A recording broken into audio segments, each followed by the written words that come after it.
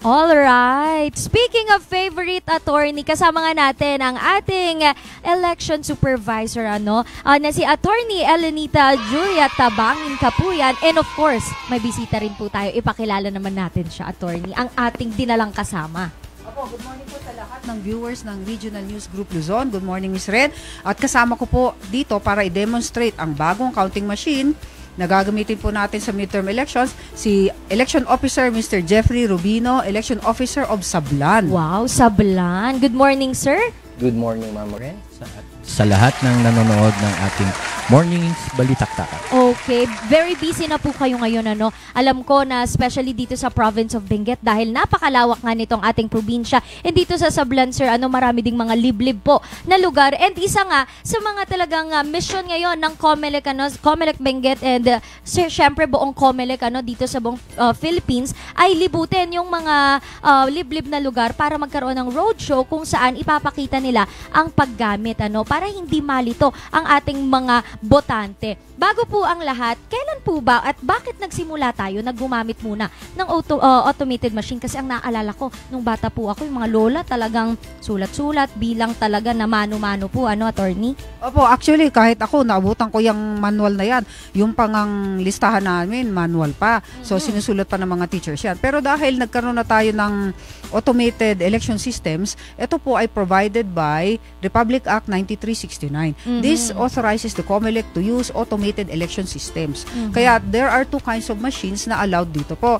It is the optical mark reader at saka yung pong data recording electronic. Pero ang prefer po nilang gamitin natin ngayon for the elections is the optical mark reader, which is the same as the PCOS, yung precinct count optical scanner na ginamit noon, the VCM, which is the vote counting machine. Ngayon ang tawag na ay ACM, Automated Counting Machine. So, ito po, the same features. We use this long ballot. Pagkatapos, shadean natin yung bilog na fully shade. And then, ipasok natin sa counting machine. It will be scanned. Wow. Tapos, the vote will be cast. Pareho din.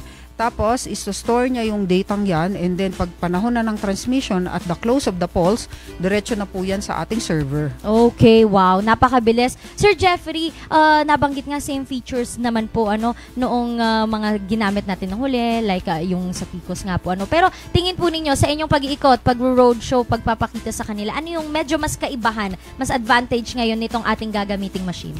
Well, of course, ngayong etong automated counting machine natin is parang an upgrade of the different yung mga nauna nating mga machines dati, yung PCOS and the VCM. So, meaning to say, ngayon na siya ngayon na colored na yung kanyang screen, and then touch screen siya. Wow. Mas madali, mas user friendly, and yung ibang features niya, like ngayon hindi na mga memory card yung ginagamit, kung hindi mga USB ang naka-store sa kanya. Mas mahirap ma-corrupt na naging problema noong mga nakaraang elections.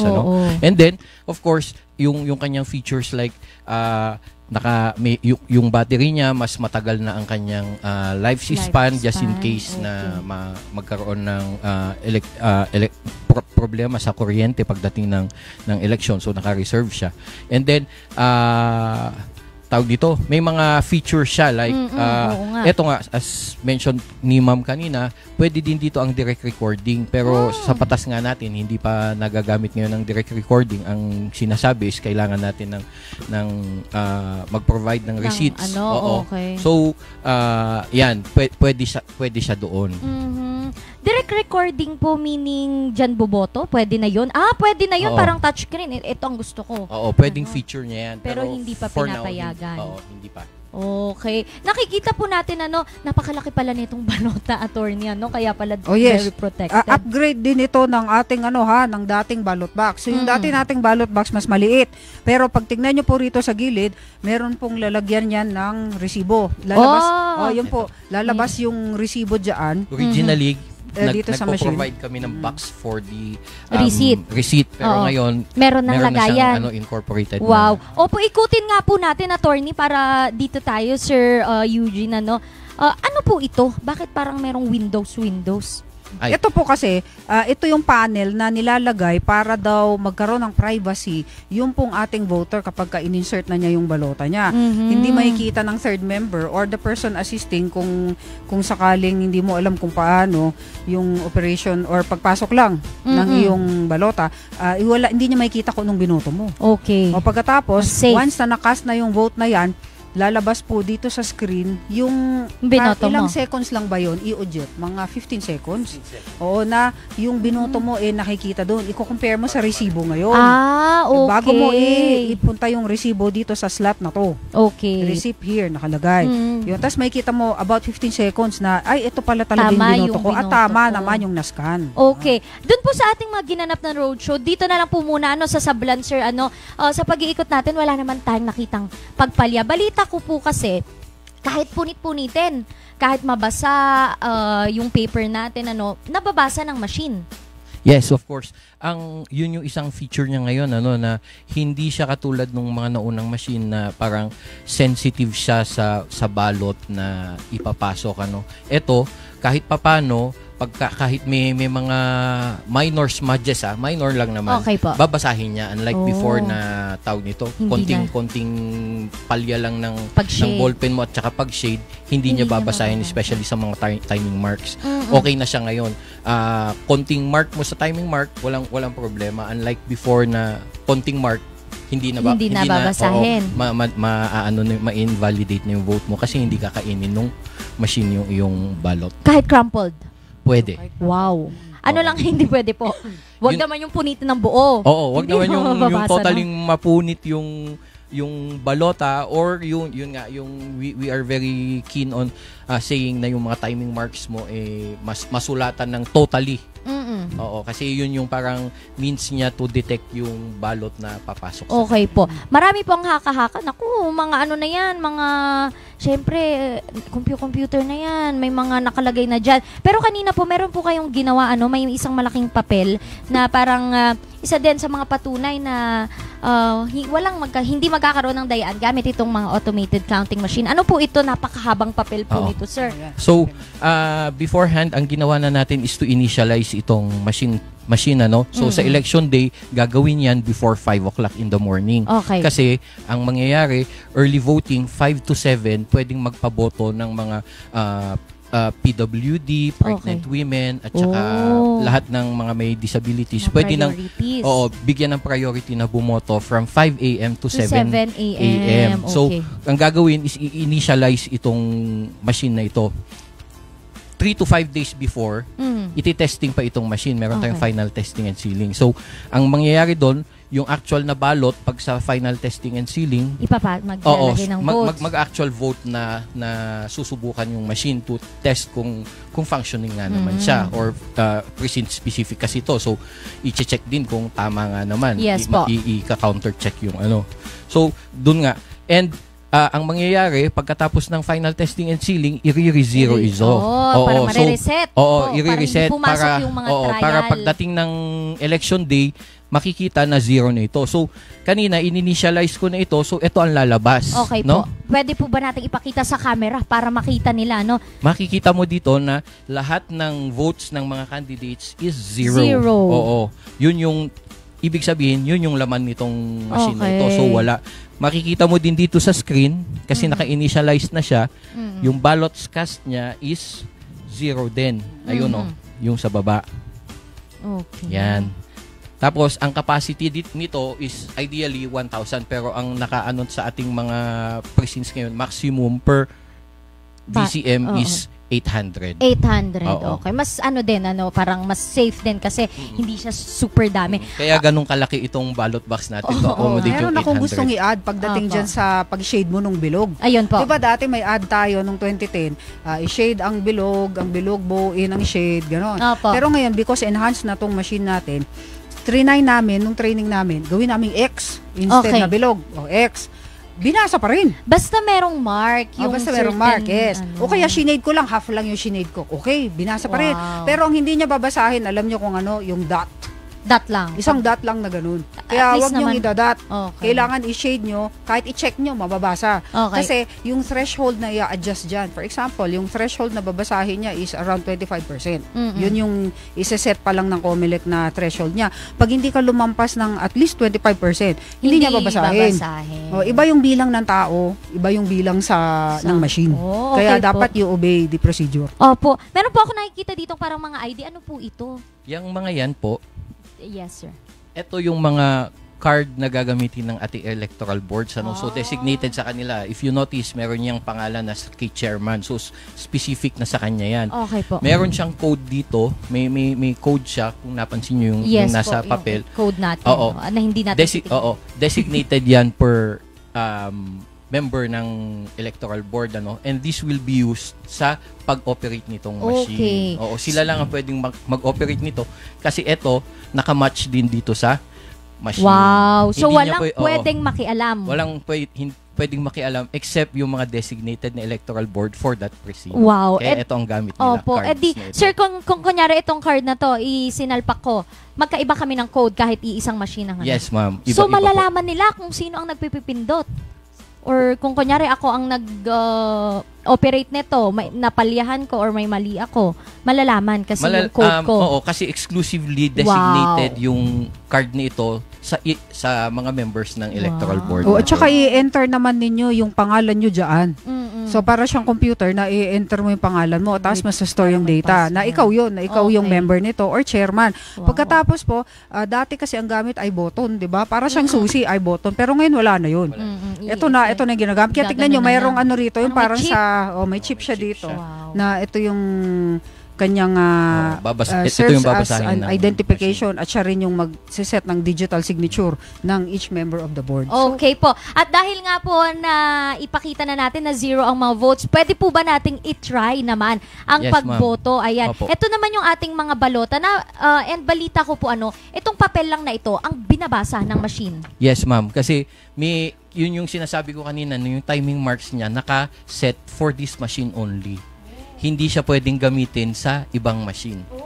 Yes, ma'am. Kaya, halimbawa, pagka buboto ka, yun yung sinasabi namin, you should also check na yung details nung iyong balota ay specific dun sa presinto mo. Like, kung nakalagay ka sa clustered precinct number 1, dapat yung balota mo is clustered nakalagay precinct sa number 1. Okay, so hindi na siya, kumbaga kung may mga magtatangkaman na mag-reprint ng mga ganito at iba naman yung hindi matatanggap. Hindi niya tatanggapin. Wow, very, siya ngayon talagang ang security features po nitong ating ay, hindi rin pwede ang coupon ban na balitaan ko, attorney, sinubukan niyo. Ay, opo, nung training namin yung coupon ban ipasok, i-receive niya, pero sasabihin niya, invalid. So, ilalabas din niya. Ilalabas din niya. So, kapag naulit naman yung, kunyari, itong mga marks niya, 2 ang pumasok na ganyan. Kunyari, may mga nakatakas, nagpa-reprint, hindi na niya babasahin. Hindi na niya babasahin. Once na pumasok na at nabasa na ng machine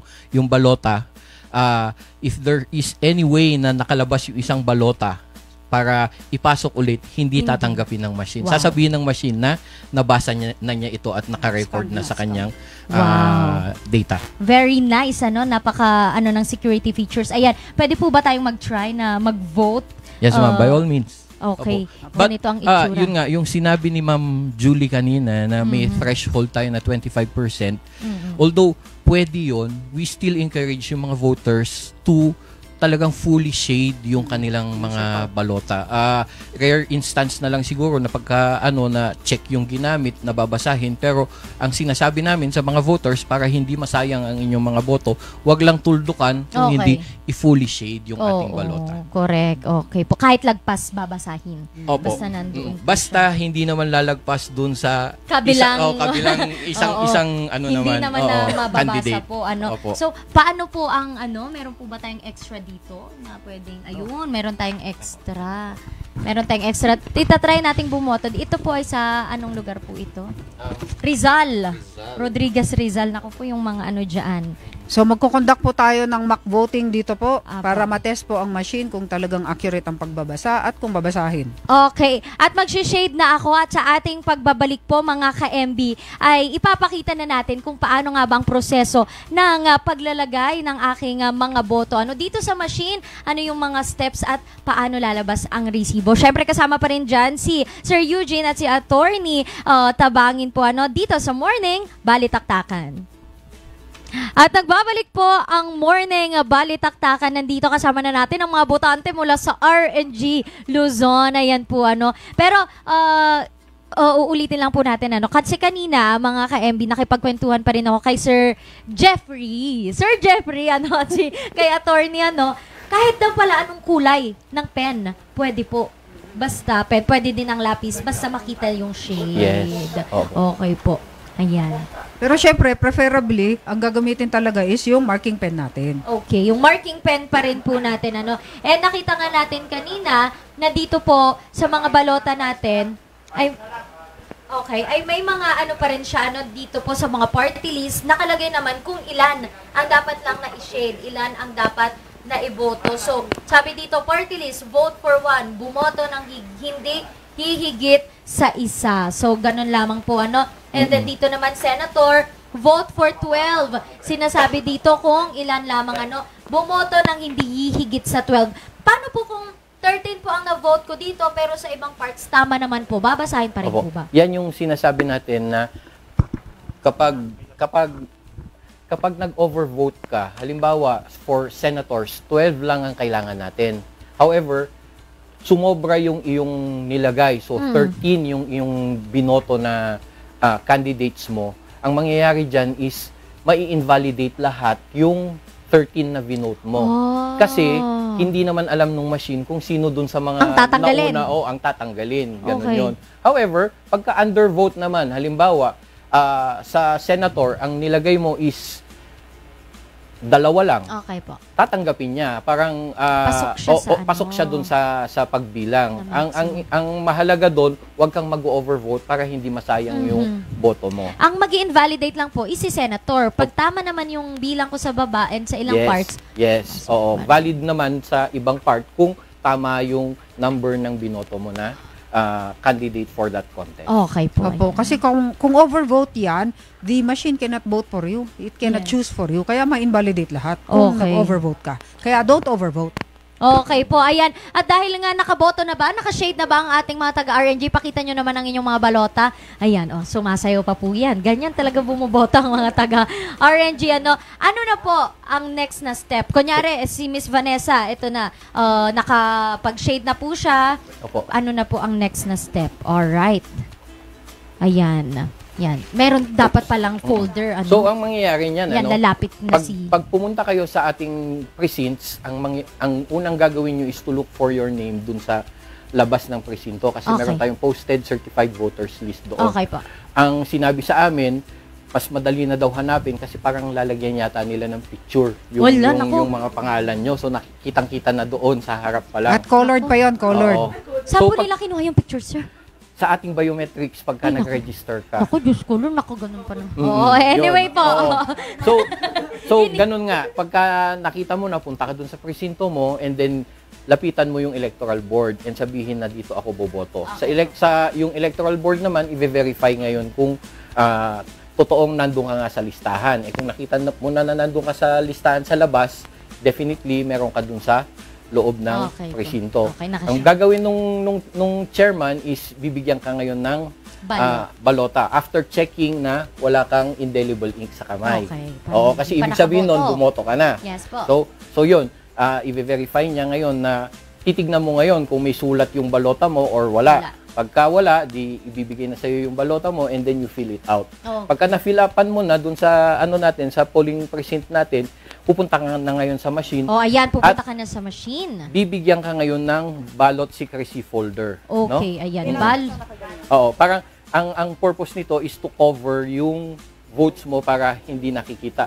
Similarly, dito sa ating machine, meron itong cover niyang ito para hindi din nakikita ng iba yung ating boto mo. Yung balota mo at nakikita yung boto mo. Alright. And mind you, bawal picturean yung ating Oh, naku, balota. yung no? mga Kasi, mahilig talaga oo, dyan. baka nagsiselfie kayo, bawal yun doon sa loob ng presinto. May corresponding penalty yan kasi election offense yung mga yan. So, Okay. wag niyong gagawin. And then, pag ready ka nang mag-cast ng iyong vote, Ayan. i-insert mo ngayon itong balota dito sa machine. And pusa niyang kakainin yan. Wow. Okay, and then, syempre hindi kasama yung folder. Titignan ngayon ni Oo. Botante kung... Tanggalin lang natin to ha para at least makita ng Okay po. camera kung ano yung ano. So, ang mangyayari is bine-verify niya yung balot na yon na binote. Tama And ba ang diniposit iyong niya. binoto? Kulang po lang. Naku. Oo. At magpiprint out siya ngayon ng yung Receipt. receipt.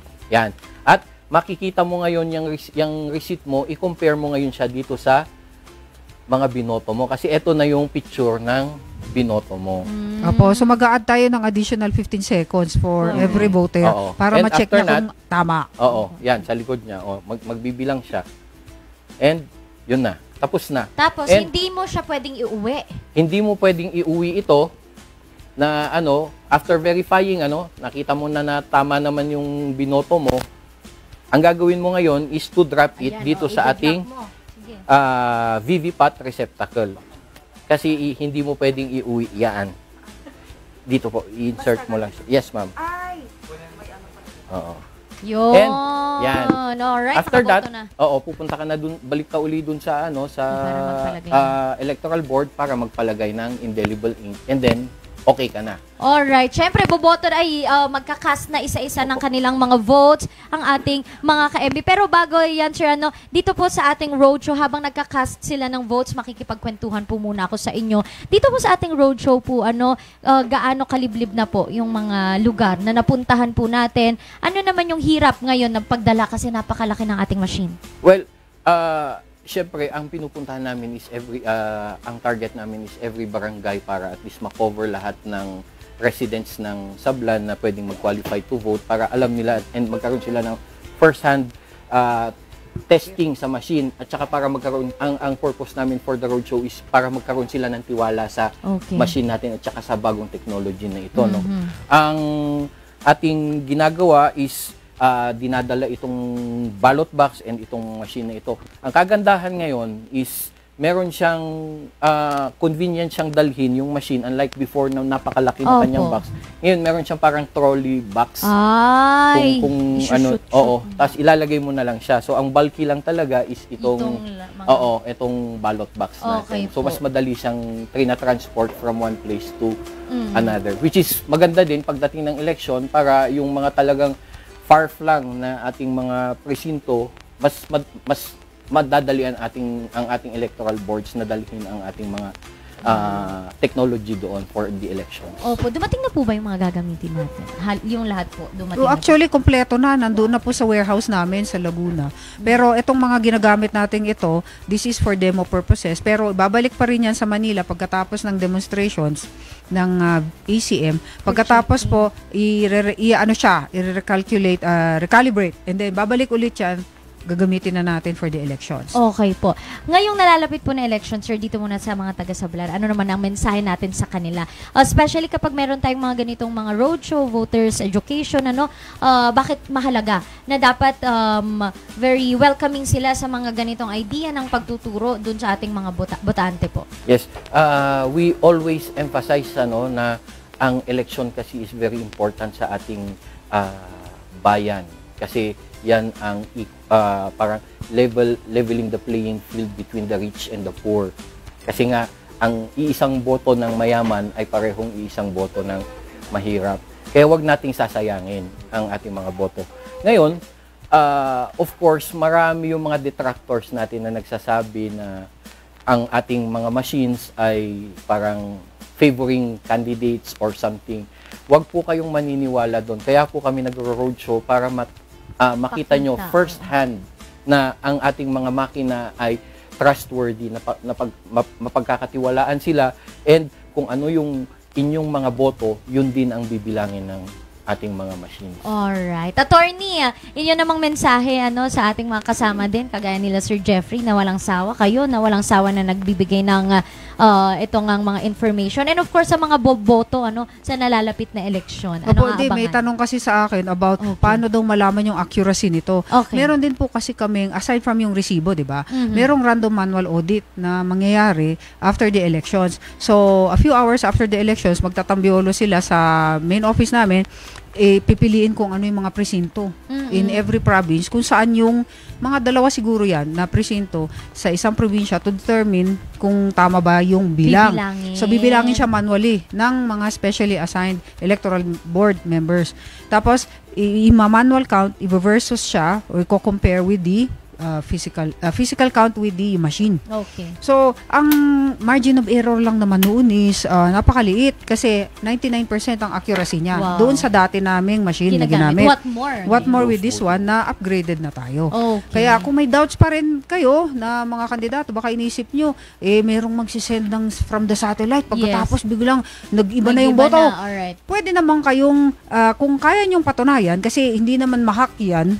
Ang sabi pa nga nung last time, nung 2022 elections, mga million combination yan before you can get the right combination to hack it. Syempre, ang daming times mo nang i-attempt na i-hack bago mo makuha. So, mahirap siyang ma-hack. And then, you can always file an election protest naman. Okay. Anytime, which is around 10 days after proclamation. Tapos, pupunta kayo sa court o kaya sa COMELEC, bubuksan, tapos bibilangin isa-isa para malaman. So, wala naman tayong lumabas na results na nagkamali yung machine. Kaya kung sino yung magpapatunay, you accuse, kaya nyong patunayan dapat. Alright, ayan mga ka-MB. Dito naman ang ating mga botante. Ano namang masasabi mo, Miss Angel Arquero, doon sa ating ginawa na, kumbaga, pag-try? Napaka-high-tech po. Like, even yung X talagang nababasa niya and napaka-clear pati nung pag-circle mo. So, nababasa mo ang iyong X? Yun lang po. Yun lang. Speaking. Si Miss Vanessa naman, ano naman ang masasabi niya? Ang masasabi ko lang po, napakadali po. Mas madali siya yung processing niya ngayon, and then parang mas trusted siya as compared nung mga last na past elections natin, yung mga ginagamit natin na voting counting machines. Yun lamang po. Sa akin naman, trinay kong nabalik na rin yung balota ko para i-testing or i-try kung talagang mababasa niya. Yung nabasa naman niya. Tapos medyo kanina, medyo may parang lukot-lukot din yung ng kaunti yung ginamit kong balot. Pero nabasa pa rin niya, hindi ganun ka-sensitive. At talagang in-scan ko pa. Ang galing ngayon nakikita yung kahit yung bumakat. Si Sir Coco naman, alright. Nakakatuwa kasi yung sa akin overvote yung ginawa ko sa senators. Tapos nabasa talagang overvoting siya. Tapos maganda kasi yung preview clear din talaga. Mabilis ding mabasa pati yung paglabas ng receipt. So convenient siya for the voters. Wow. Alright. At yan nga ang komento ng ating mga botante mula sa RNG. Naku, boboto ba kayo? Naku, di ba, attorney? Syempre. Speaking of that, may mga, di ba, may araw po na mauuna or pwedeng mauna absentee voting? Po, mga around April 28 at mga 2 days yon, absentee voting for yung pong mga natin, yung mga police, yung mga media, yung mga personnel na military.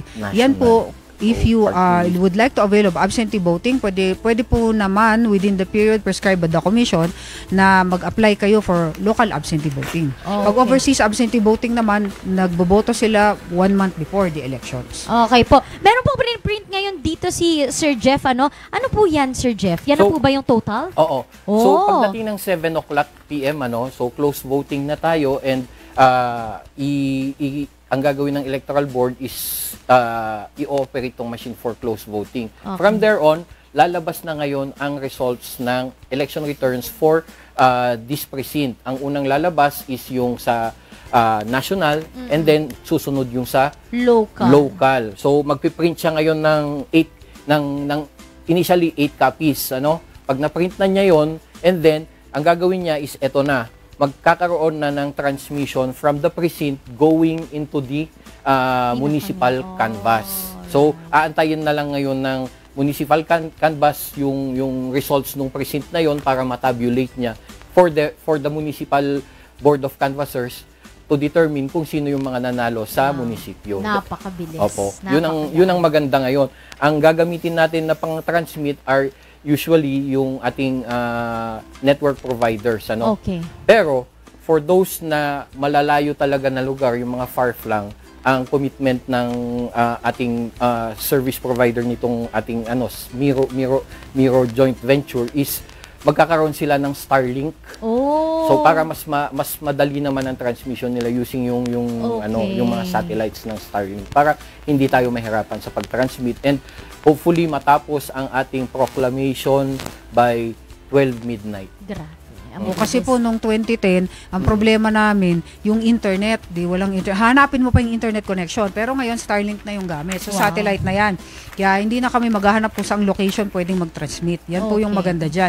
And then, baka magtaka kayo, sabihin nyo, ano bang lifetime ng machine na yan, ng battery niyan, in case walang ilaw dun sa liblib na po, it is 14 hours. 14 hours, Kaya that's sufficient na for voting and transmission. Okay po, maganda po talaga yun yung gagamitin yung internet. May ganun din po kami.